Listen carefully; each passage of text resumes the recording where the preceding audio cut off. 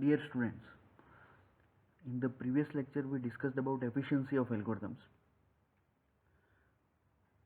We understood this fact by taking an example of insertion sort and merge sort, and we concluded that merge sort is better than insertion sort when input size is sufficiently large. Then we discussed about asymptotic analysis.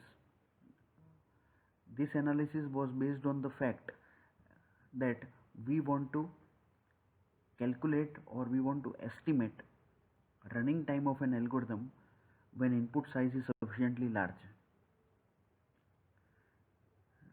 We tried to capture this behavior of an algorithm by a mathematical concept which was known as asymptotic notations.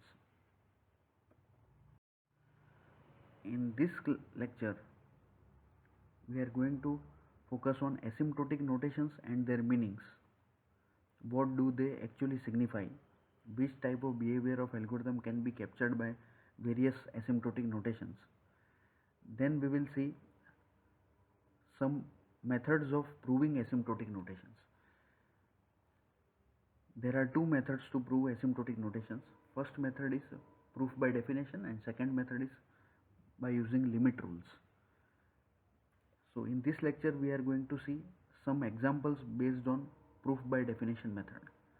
Here we will apply the formal definition of asymptotic notations, and then we will calculate values of constants c and n0 such that the particular definition of asymptotic notation is satisfied.